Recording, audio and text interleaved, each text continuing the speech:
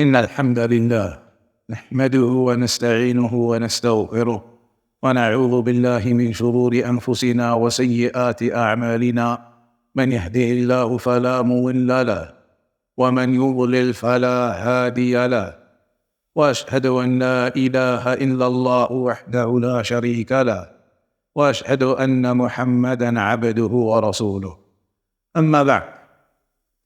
So in this final lecture for myself, we are going to continue discussing some of the approaches that a person, that a believer can utilize to safeguard themselves from all of the corruption and all of these new ideologies, all of these new movements that are occurring in society. How does a person protect himself and his family? What are the steps that you can take? And some of those things will have been discussed in some of the other lectures too. But inshallah ta'ala, hopefully there will be a further enlightenment upon that topic here. Firstly, I will mention several points. And some of these have been taken from the writings of a Shaykh bin Baz, rahimahullah ta'ala. A Shaykh bin Baz, rahimahullah ta'ala, has a small treatise or like a small article in which he spoke about the means to protecting yourself from these modern day corrupt ideologies. And he highlighted several steps for the believer to take for preservation and protection from the modern day ideologies and corruption that is occurring. The first point he made was ta'allum al-aqidah al-sahihah, that every Muslim must learn the correct aqidah, the correct aqidah of Ahlul Sunnati wal Jama'ah. Because any time some corruption comes along, any time some innovational bid'ah comes along, any time some type of deviancy comes along, the first thing you need to have is an understanding of the correct aqidah of Ahlul Sunnah to then be able to judge what this deviancy is and where it falls. If you do not know the correct aqidah of Ahlul Sunnah to begin with, then when some deviancy comes, some misguidance comes, how are you going to know that this is a deviancy or a misguidance? You're only going to know that if you know what the basis is to begin with. And that's why when you learn aqidah, for example, in the books of aqidah, you always begin with the aqidah of Ahlul Sunnah first. Then after that, you start branching out and learning about the Maturidiyya and the Jahmiyya and the Ash'a'ira and the Mu'tazila and all of the other deviated groups. You can only understand why and how they deviated if you understand what your aqidah is to begin with. If you do not understand that to begin with, you will not understand why something is a deviation. And that links back to the question that one of the brothers asked a couple of days ago, that if somebody is becoming influenced by these ideas, then how can you speak to them? You can speak to them and clarify to them the specifics of those ideologies and why they are wrong. But if that person doesn't have a grounding and a basis in the understanding of Islam and Aqidah and knowledge, it's still going to be difficult for him to fully comprehend the severity of these ideologies and why they are so wrong. So it is very important that Shaykh bin Baz mentioned that every Muslim must have a firm basis in knowledge. As Shaykh Muhammad ibn Abdul Wahhab, rahimahullah ta'ala, he mentioned that a Muslim who walks down the street without any knowledge, has no knowledge, doesn't study, doesn't learn, he's walking down the street without any knowledge, then he is walking, as you would understand and say, unarmed. Because the shield to protect yourself is knowledge.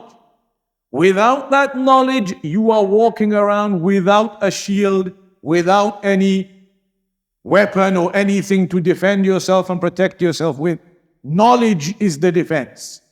That is your line of defense against whatever comes upon you. The one who does not have knowledge is defenseless. Any ideology can come upon him, any bid'ah can come upon him, any deviance can come upon him, and he will not know any better. He will be sucked in by all of that, and he will not know any better.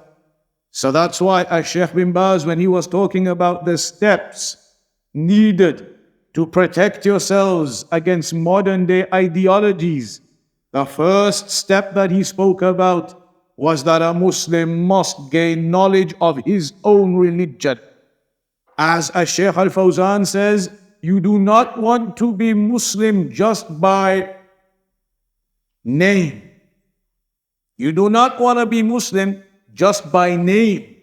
You want to be Muslim in practice, having knowledge of your religion, having understanding of the Quran and the Sunnah, having understanding of what the final revelation is.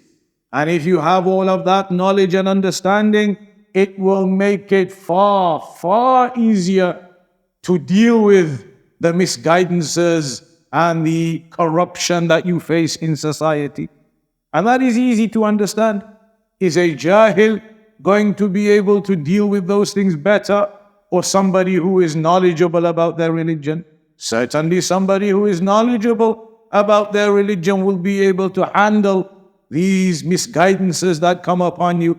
And particularly when it comes to your children, how are you going to explain to your children why these ideas are wrong if you yourself do not have any basis in knowledge? You yourself do not have any understanding of hadith, any understanding of the prophetic traditions of Islam to be able to explain to your children why it's wrong, all the LGBT and homosexuality and these things. So the very first important thing is ta'allum al-aqidah al-sahihah. And this kind of comes into the statement of Hudhayfa ibn al-Yaman, where he said, كان الناس يسألون النبي صلى الله عليه وسلم عن الخير وكنت أسأله عن الشر مخافة أن أقع فيه وفي رواية مخافة أن يدركني. He said, people used to ask the Prophet sallallahu alaihi wasallam about the good, but I used to ask him about the evil affairs, the misguided, the evil affairs, fearing that they may overcome me, overwhelm me, that I may fall into them otherwise. So now, when a person learns his religion and starts gaining knowledge, then you can start to look into other misguided ideologies and misguided beliefs to then be able to analyze those and be protected from them. You are learning about these affairs to protect yourself from them. This whole conference is educating ourselves about this corruption now that exists, with all these ideologies out there, all these deviances out there, so that we can protect ourselves from those ideologies. We can protect ourselves from those misguidances. And that's why they say in Arabic, كيف يتقي من لا يعرف ما يتقي? How can somebody protect themselves from something if you do not know what you are supposed to be protecting yourself from? If I tell you that in the grocery store there is one type of fruit that is poisonous, I tell you they are selling all these fruits, one of them is poisonous, don't buy it. But I don't tell you which one. So now you go into the grocery store, how are you supposed to know which fruit I shouldn't buy because it's poisonous? How do you know? If you do not know which one it is, you cannot save yourself from it. You may end up buying this one, that one, this one, that one, and you pick up the poisonous one. So only when a person knows where the evil is, then you are able to protect yourself from that evil.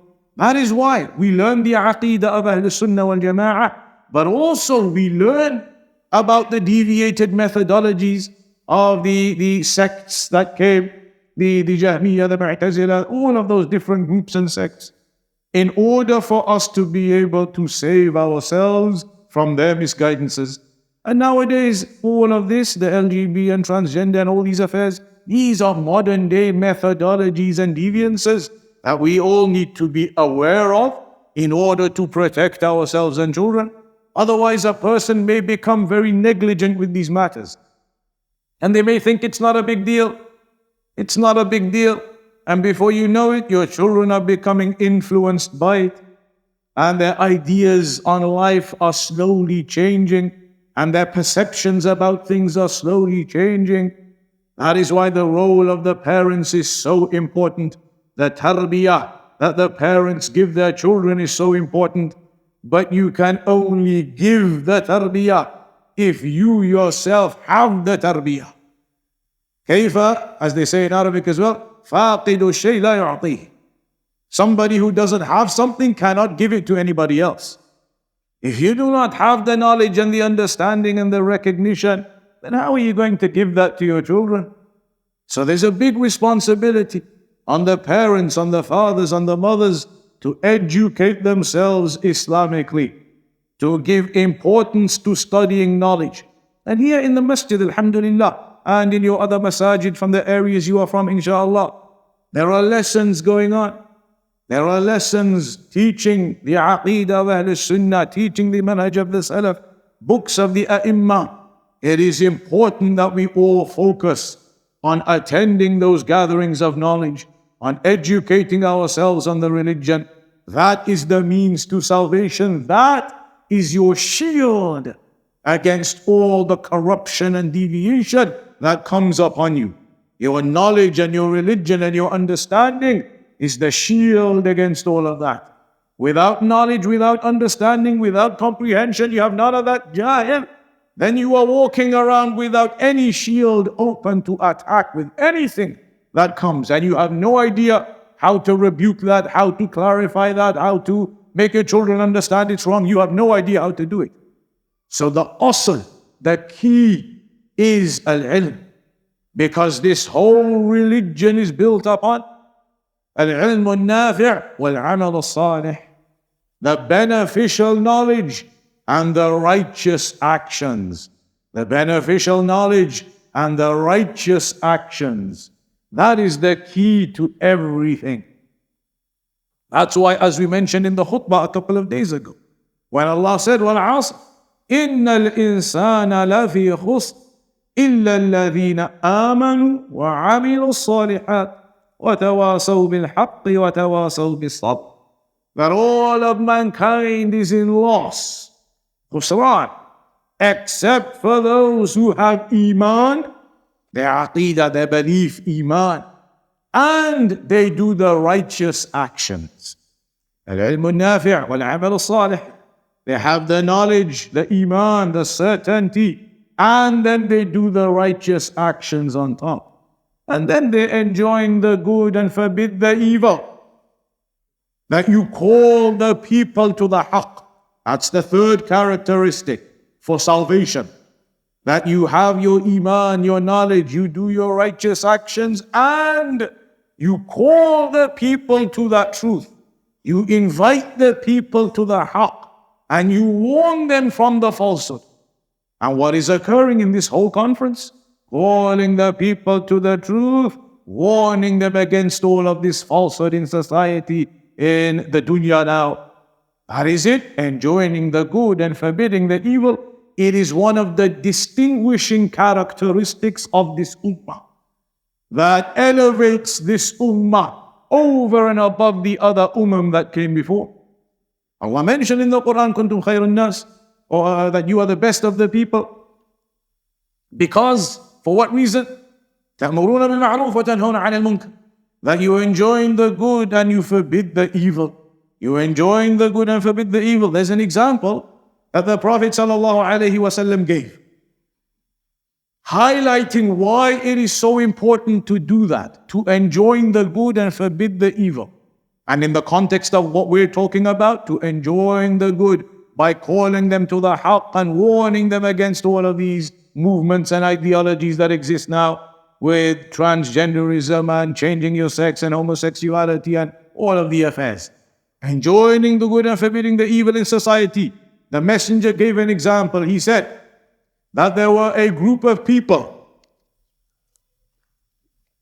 a group of sailors, and they went onto their boat, and it was a big boat, like a ship, and it had two decks, the top deck and the lower deck. Some of them, they ended up on the top deck, and some of them, they ended up in the lower deck. Not enough space for everybody to be on one floor, so some of them on the lower deck, some of them on the higher deck. The barrels of fresh drinking water were on the top deck. So all of the sailors who ended up in the lower deck, when they needed water, they had to go up to the top deck, pick up those barrels of water, take them down to the lower deck, and then they could use them for drinking, etc. They thought to themselves, this is an inconvenience. We have to disturb everybody, all this commotion and hassle. We have to go upstairs to the top deck, disturb everybody there, get them out of the way, pick up the barrels, bring them down for the fresh drinking water. So they had an idea. This is mentioned, all of this in the narration. They had an idea in the bottom deck. They said, since we are in the bottom deck of the ship, why don't we just make a small hole in the side of the ship, just a small hole, and get some seawater and fill up our barrel? Because seawater, you can use it for wudu, permissible. The ocean water, you go dip yourself in there, make wudu, no problem. Ghusl, you can do it in the ocean water, permissible. There's another hadith when some sailors came to the messenger and they asked him about the seawater. Is it permissible to make the wudu, to make the ghusl? Is it permissible to use? And the messenger told them it is. So they thought, let's just make a small hole. We're on the bottom deck and we'll fill up our barrels and then we'll kind of try and plug the hole or whatever. If they do that, what's going to happen? The ship is going to sink. And they're all going to drown and die. Doesn't matter how good you swim. When you're out in the ocean and the ship is gone, eventually you're going to drown and die. So now, the people on the top deck, if they do nothing and they let the people in the lower deck make a hole in the ship, then everybody in the lower deck dies and everybody in the upper deck dies. They need to now enjoin the good and forbid the evil. Making a hole in the side of the ship is an evil. They need to stop it. If they do not, all of them die. As Shaykh Al-Fawzan said, this narration is the example of society. Society is the ship. If people in society make holes into that society, with what? With all of these ideologies and deviances and misguidances, when they promote all of that and they spread all of that, it is the example of them making holes in society. And if you do not stop them from doing that, from spreading all of the misguidances, bid'ah, innovations, corruption in ideologies, and you allow them therefore to carry on making holes in society, then in the end, just like the people on the top deck on the ship, even the good in the society, all of the society eventually then sinks. If you allow the corruption and evil to spread, allow the holes to be made in society everywhere, eventually the whole society sinks. The whole Muslim community sinks if you allow the corruption and the evil to continue and to spread. That is the example the Messenger gave of enjoining the good and forbidding the evil. If you take those people in the society by their hand, or you rebut and rebuke their misguidances, then you are stopping them from making the holes in society.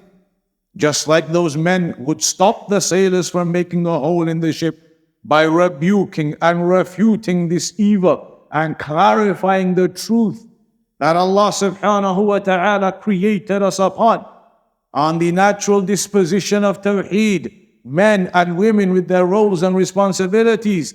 Not all this craziness, one day you wake up, you're a man, one day you wake up, you're a woman, one day you wake up, you're neither. Not all of these affairs. We are being taught clear understandings of a man, a woman, the roles, the responsibilities, the rights, and the boundaries are clear. So we must make that clear within our communities. Make that clear to our brothers, our sisters, the Muslims. Because if you do not, then others out there now are making their holes. They are spreading their evil and they are making holes in society. And so eventually, if you do nothing, society sinks. And it could be this, it could be other things. It could be that there are innovators in the society. There are mubtadi'ah calling to their deviations. If you do not rebuke those deviations and stop those innovations, then you're allowing society to sink. How many people out there now call to deviated understandings of Islam, call to their Ikhwani methodologies or their Sufi methodologies? You must be upon the correct aqeedah, and then you must enjoin the good and forbid the evil by calling the people to the haqq. That is the third characteristic in the surah that Allah mentioned is a characteristic for salvation. Iman, actions, calling to the haqq. And the fourth thing that is needed, which is the key to the other three, the fourth affair is the basis and the key to all those other three. And that fourth affair is the affair of patience, sabr. Without patience, you will become weak in your iman. The first thing, iman. You'll become weak in your iman without patience. So when you see all this corruption, it's not befitting that a Muslim just loses it. Losing it doesn't bring you any benefit. But rather it requires an intelligent, knowledge-based response to fill those holes up, to stop that corruption. It requires patience. You may not be able to fix things overnight. There may be a Muslim who is affected by certain ideas. You may not be able to fix him up in just one sitting. It may take more time. It may take more effort. Continuously sitting with him, talking with him, advising him. It requires sabr in giving da'wah and in clarifying affairs to people. And a person continues upon that patience, just as the Prophet ﷺ continued patiently giving da'wah despite all of the harms that he faced.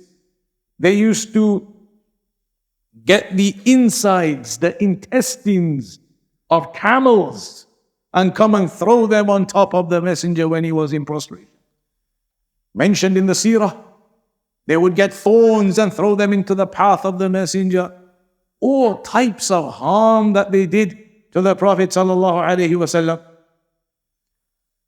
So, as a consequence of that, it is very important to be patient in giving da'wah.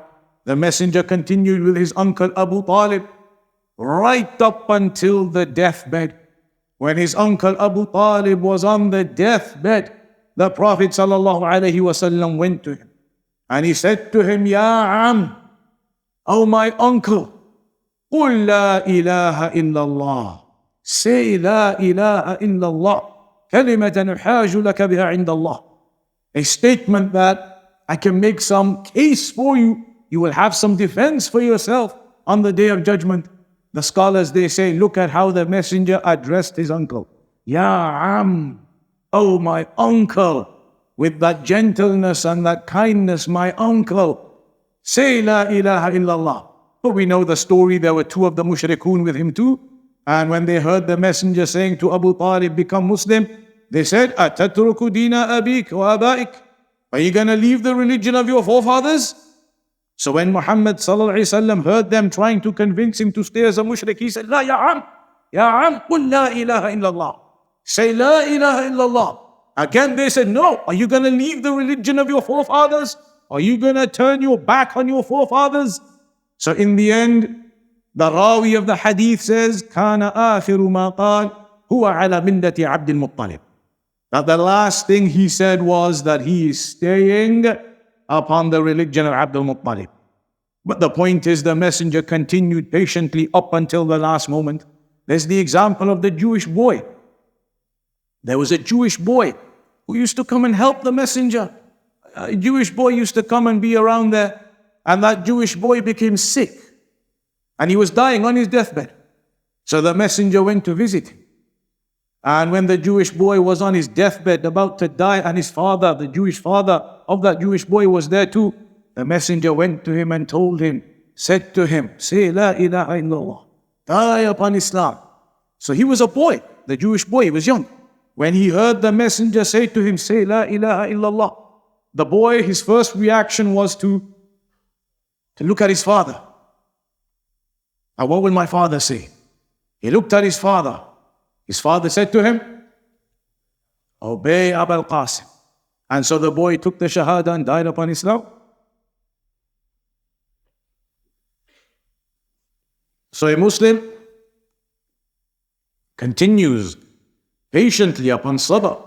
And that's why Allah subhanahu wa ta'ala mentioned that the sabr is the fourth requirement of salvation. Iman, actions, enjoining the good and forbidding the evil, calling to the haqq, and also being patient upon all of that. And that is required in all of our communities.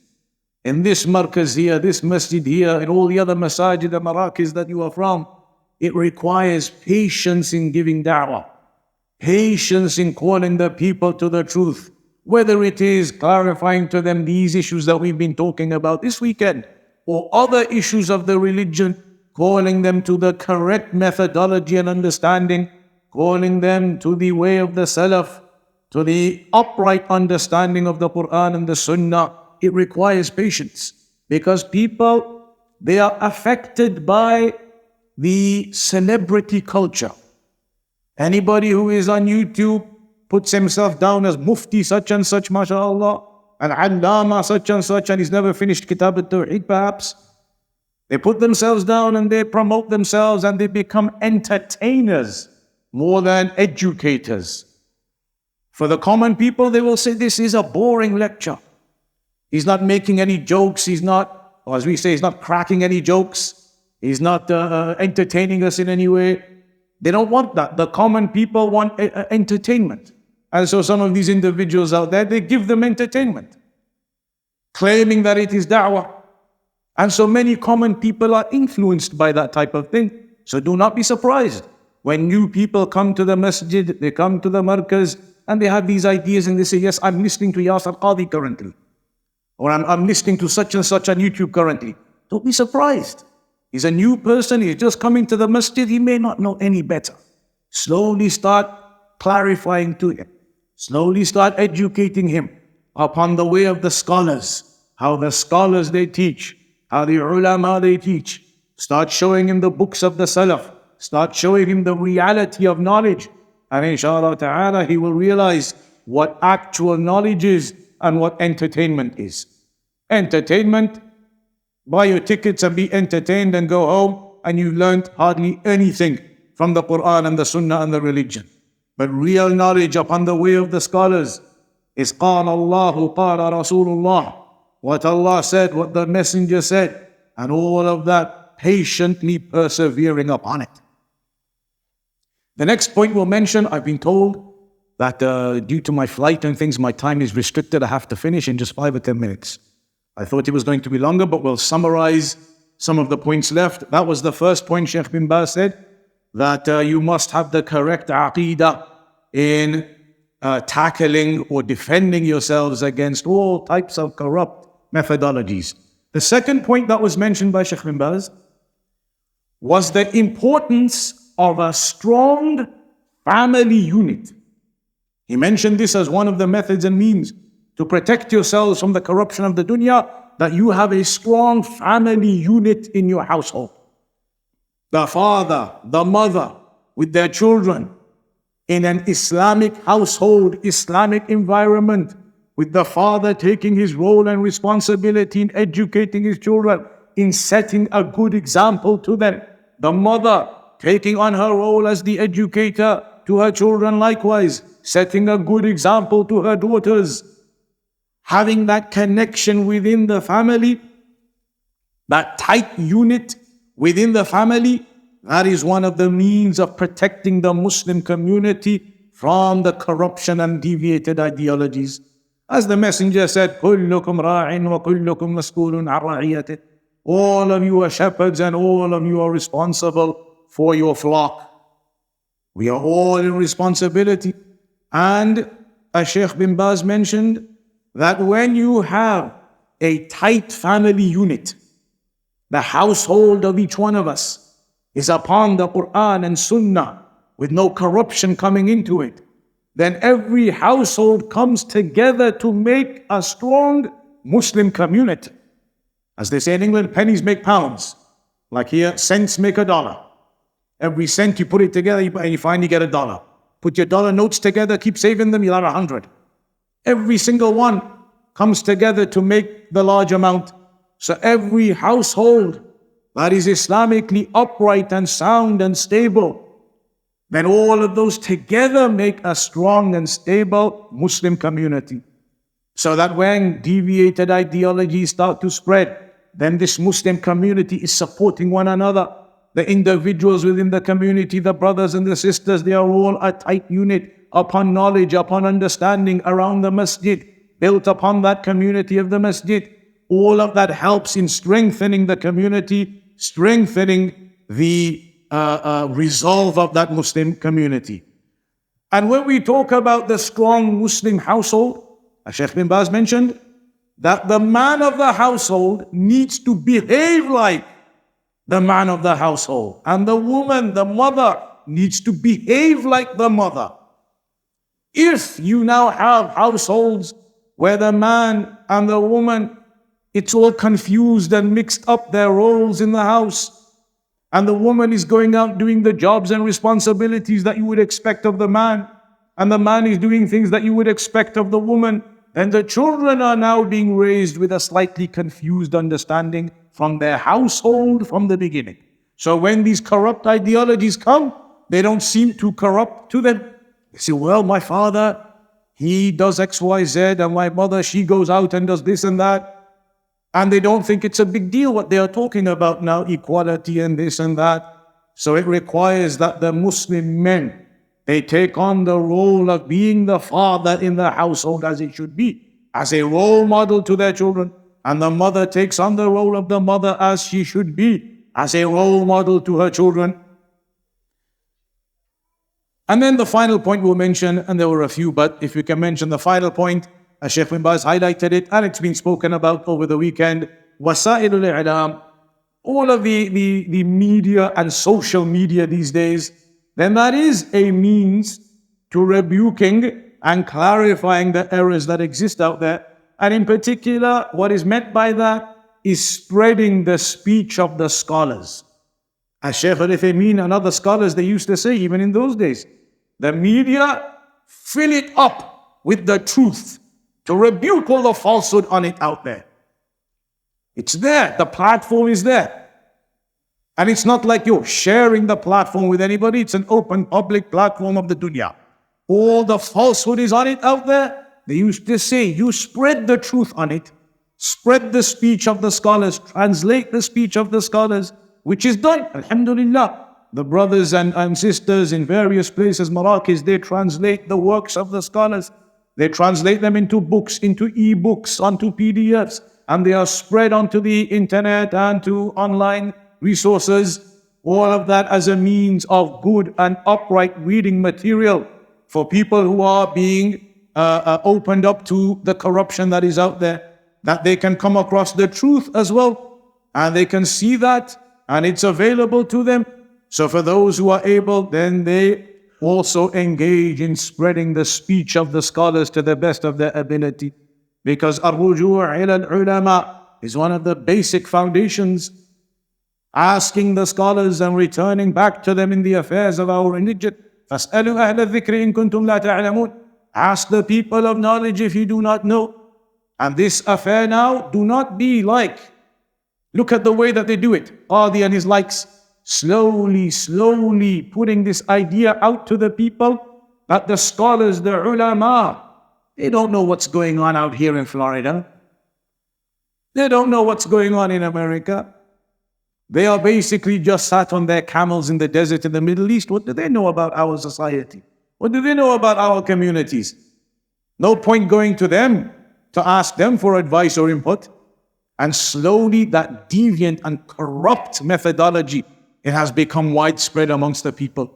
Because to common people it may sound logical. You're right. How do they know what's going on in Florida? They've never seen Florida. How do they know what's happening here, what the pressures of society are, what we are facing? We need to make our own judgments on what to do. Forget the scholars. And that's their objective, which was the same objective as the Khawarij. One of the key objectives of the Khawarij in their methodology, in their manhaj, is to separate the people from the scholars. To separate the people from the scholars. That is a key fundamental principle of the Khawarij. To separate the people from the scholars. But we do not do that. In all of our affairs, we seek input from the scholars. We seek input from the ulama, the warathatul anbiya, the inheritors of the prophets, and we never forget that. The minute we think we are too good now, we can be separate from them, we can do our own thing, that would be the minute the door opens to our corruption. Allah and His Messenger told us to return back to them. They told us, the Messenger told us, they are the inheritors of the prophets. Al-Anbiya lam yuwarrithu dirhaman wala dinara innama warrathu al-ilm. That the prophets and messengers did not leave behind money. They left behind knowledge. And who are the ones who took that knowledge? The scholars. The scholars are the warathatul anbiya. They are the ones that we return back to, the ulama of this religion. So with these issues and all other issues, it is important that we always remember to seek input from the scholars, to seek input from the ulama, the knowledgeable of this ummah, the ones who carry the flag of this ummah, the ulama and the scholars.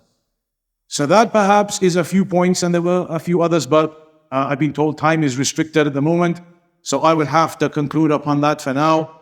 And upon concluding, I will not forget to thank everybody here for their hospitality, for their good etiquette and their good manners, and all of the goodness that I have experienced in the few days that I've been here.